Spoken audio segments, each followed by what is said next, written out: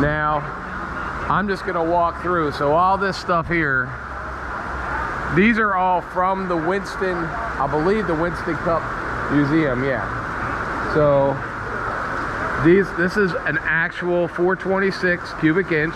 This one was raced. It didn't look like this when it was raced, but it was raced. So, let's see. This is, oh yeah, so Dave Marcus, number 30 super speedway car. So if you watched a couple shows, there's been some shows on YouTube that had Dave come, and Dave verified this was his car, and he did it because he said underneath here there's a specific bar or something underneath there that told me that it was his, told him that it was his. Also, this is his seat right here. So this is set up as when it raced, except for the key. The key wasn't there. So also, when they were racing, this piece was not on the car when it was raced Winston Cup. Evidently, they weren't allowed to have this piece on here when it was on the track in Daytona. So, but this is an actual 426 Hemi Superbird that was raced, or Daytona. I'm not sure which one it is. Let's see. And when you look at some of these, you can see where what they said was this wasn't built, this wasn't a factory wing car. That when they first got this, it was not a factory wing car. They had to take this particular one over, and the people that did the wings and did the conversion on this. So while this car was not a wing car from like, you know, Dodge, Chrysler, Mopar, it actually was done by the same people. So, but it originally started with the nose, but it didn't have this, and they did all the work on the wing. So if you want to see, obviously no doors, it's got the whole floor done inside here, and that's what the steering wheel looked like. And we were told it was taped up, and told that it did have like that little soft thing. It's not a horn, but back in the day you had to be pretty small, and actually even today I'm 6'2", so 270, so I'm not going to be in one of these cars. But that was his actual seat, from what we were told, that he put in.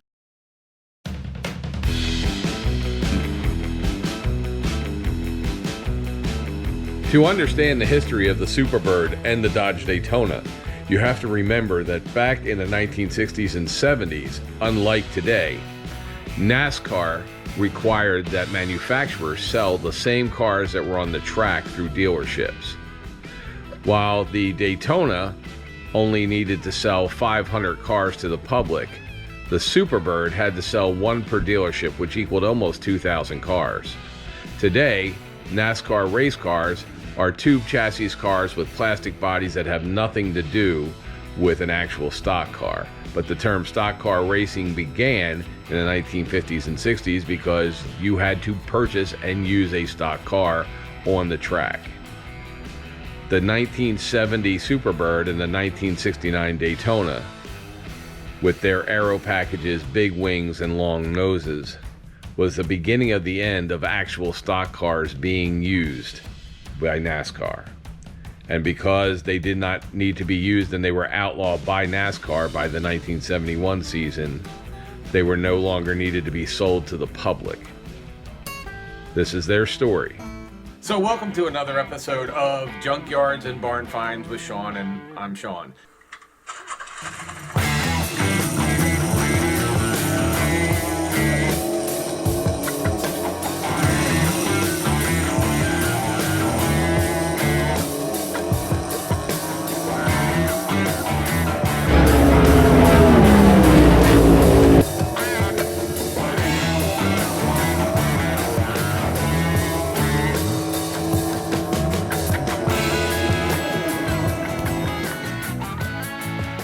Welcome to Junkyards and Barn Finds, and this is the history of the wing cars. As we talk about the cars, you'll see video that we have taken over the last 3 years of some of the wing cars we have found. The Superbird was based on the Plymouth Roadrunner, but it was inspired by the Dodge Charger Daytona, another short-lived muscle car that died at the hands of NASCAR's ever-changing rules. That's because both the Daytona and the Superbird were created to do one thing: win the NASCAR trophy, and winning they did. Superbird's a very eye-catching name, yet it's not one you would normally know unless you are a serious NASCAR enthusiast or a classic car nut. That's because the Superbird, along with the Dodge Daytona, were short-lived Plymouth and Dodge creations that left their mark on NASCAR history. It was one of the few NASCAR race cars that was ever deemed illegal for racing because it was too fast. It was too fast and it was overpowering other vehicles, but it was also too fast for the tires at the time. It left its mark on NASCAR because its vehicle life was so short that it only lasted a single production year, 1970, and it only had 1,935 built. The Superbird and the Daytona were new what's called aero cars. This pair of aero cars raced to victory in 33 of the 48 races in the 1970 NASCAR season. Unfortunately, it was also that speed that led to the demise, with NASCAR limiting engine size in 1971 as a response to safety concerns.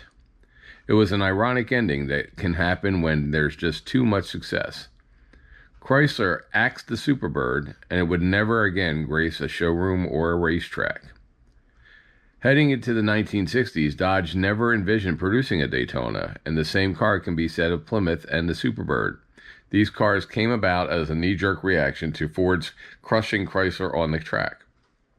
This was back in the era of the what wins on Sunday sells on Monday mindset, so the folks at Dodge and Plymouth were concerned about sales. The Superbird came about primarily because of the early Dodge Charger couldn't get the job done, or at least on the track. It had a great appearance and fastback design and were well received at dealers, but the car's abilities at fast NASCAR speeds left a lot to be desired. Its large upright grille gave the car a mean look, but also created a lot of drag. The swoopy rear end was very distinguishing, but it resulted in an overabundance of lift, therefore it could not put the tires on the track. As a result, the car would often spin out at triple-digit speeds on the track. It was one thing to lose a race and another if you couldn't even compete and finish. It was an embarrassment. And this is at a time when Dodge and Chrysler and Ford and Chevy and Buick and Pontiac and others like Nash were all racing different vehicles on the track. Unlike today, where there's only 3 manufacturers, back then most manufacturers would sponsor teams and give them cars to ride on the track. So the folks at Dodge went to work to change things. The first attempt was a modified variant of the '68 Charger dubbed the Charger 500.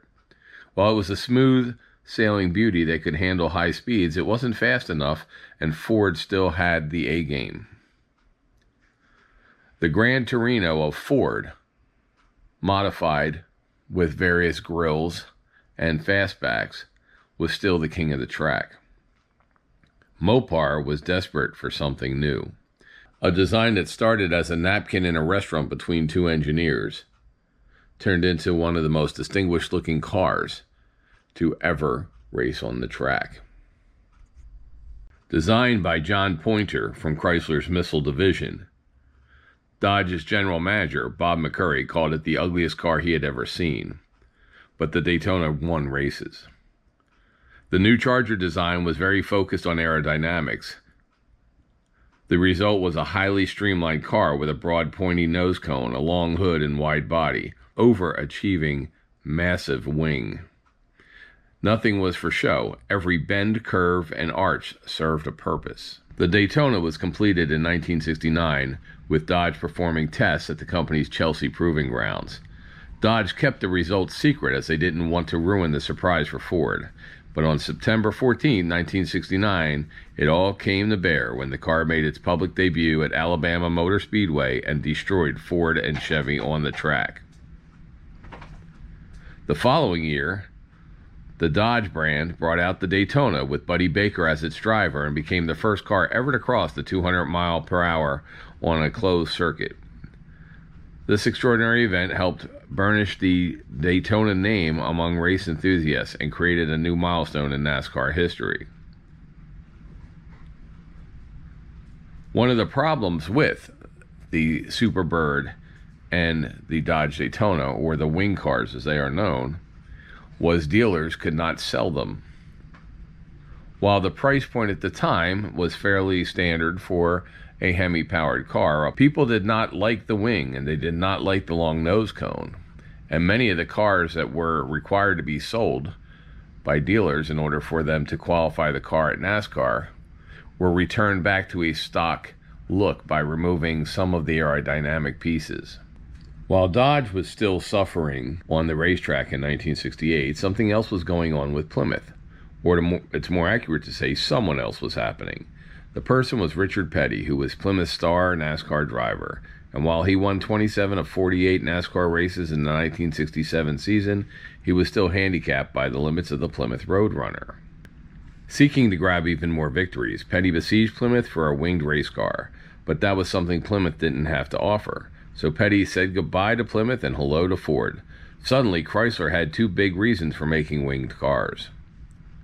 That led Dodge to make the Dodge Daytona. And it was rallied on to success. Plymouth felt a need for its own version as it helped to win Petty back. But Plymouth wanted an aerodynamic race car that didn't have the ungainly looks of the Daytona. With this goal in mind, they used Dodge's research as a benchmark, but took a slightly different route. Despite the Superbird looking similar to the Daytona, there was a difference. For starters, it was 3 miles per hour slower than the Dodge. Its looks were enhanced thanks to shifting the wing upward on the rear deck and redesigning the nose to 20 inches in length. The changes made the body substantially sleeker and provided a greater downforce than the Daytona. Underneath, Plymouth chose a big block Hemi V8 with 433 horsepower and 472 pounds of torque. But this was no stock engine, as a rear-engineered camshaft and an intake manifold helped performance. Plymouth also added a custom exhaust system and a roll cage. The resulting masterpiece could hit 60 miles an hour from a standstill in 5.5 seconds and a quarter mile in 13.5 seconds, and had a top speed of 185 miles an hour. This was just an amazing feat back in the early 1970s. With an aerocentric car now added to Plymouth's stable, Richard Petty saw an opportunity to triumph, and he came back to fold. His 8 victories for Plymouth in the 1970 NASCAR season validated all the efforts in creating the Superbird. The iconic Blue Bird, as we know it, became happiness, but was short-lived for Richard Petty. In 1970, the Superbird rolled around a year after the Daytona success. It was clear that Chrysler's aero cars were insanely fast. The ability to approach or exceed 200 miles an hour was a game-changer for racing. But this proved to be a big concern for NASCAR, as safety technology had not yet caught up on their speeds. Plus, neither the tires nor the brakes were engineered for 200-mile-an-hour cars. NASCAR introduced new rules to limit the performance of aero cars. The steps included reducing engine displacement to 350 cubic inches. Larger displacement was permitted, but this had to be offset with additional weight. It was a new formula that just would not work for the Superbird and the Daytona. And the Superbird and the Plymouth were axed. The dropping of the Superbird from racing is also tied into the discontinuation of production of the street-legal version. Then current NASCAR regulations in 1968 required manufacturers to build at least 500 units of the same car for the public. So for a car to race in NASCAR, it must be able to be available for general purchase. For 1971, NASCAR required manufacturers to build 1 car for every 2 dealerships under its brand. Unfortunately, the Plymouth Superbird was not very well received in the market, another reason the brand was reluctant to carry on with the Superbird beyond its first year. Just like the Daytona, the Superbird looked weird to the average buyer. It wasn't very practical from a daily driving perspective. It was very expensive to insure. In other words, it just didn't make any sense to own a Superbird. Most of them sat in dealerships collecting dust, and some dealers went so far as to remove the nose and wing and sell the car as a roadrunner. Unlike today, when the Superbird is arguably the holy grail of classic American cars, it was thought as an ugly duckling in its day. Inside, the Superbird was similar to its Roadrunner stablemate, with a clean and straightforward cabin, the hallmark of the 1970s styling. Buyers could choose from bench seats in both rows or swap out the front bench for bucket seats. Cleverly, to cut down on painting time, Plymouth made vinyl top standard equipment. Starting prices for the Superbird began at $4,300 or only about $30,000 today, and the car was available in 7 colors. Among the engine choices was the Nascar 426 Hemi that was usually paired with a 4-speed manual transmission, but the Chrysler 3-speed Turkoflight automatic was an option. 2 versions of the 440 Super Commando V8 were also available with either 375 or 390 horsepower. Most buyers went for the 440 V8. As a result, only 126 Superbirds were built, making the configuration the rarest. Today, a Plymouth Superbird will sell for $100,000 to $200,000, with some rare examples fetching more.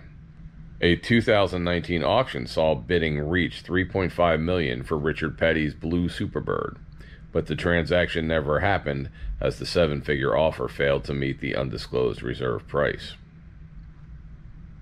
There are now gatherings of Superbirds, as you can see here, at places like Carlisle for their Mopar days, or whenever there is a high-end auto auction like Barrett Jackson.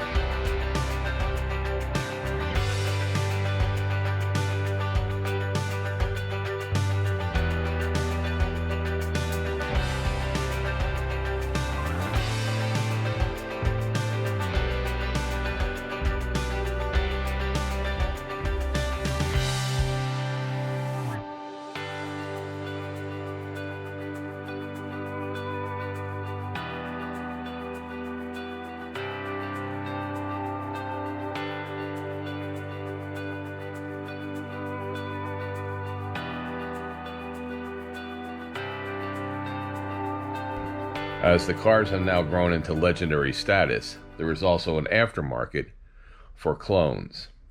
Many of the wing cars you will see are cloned.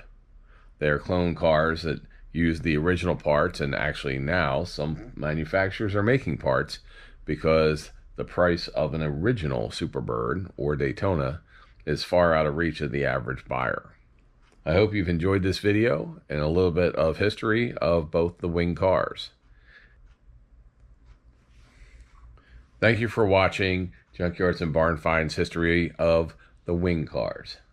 If you like this kind of thing, please subscribe, hit the bell, put down any comments you may have on any vehicles you would like to see us do a history of, and please check out our over 850 videos on our channel.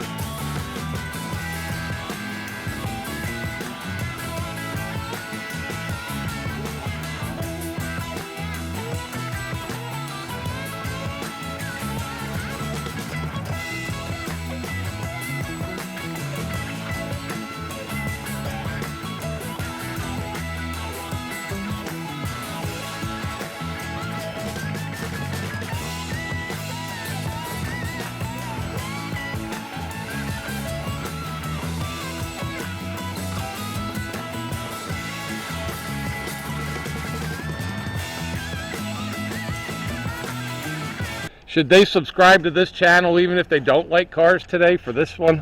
Probably just for this one.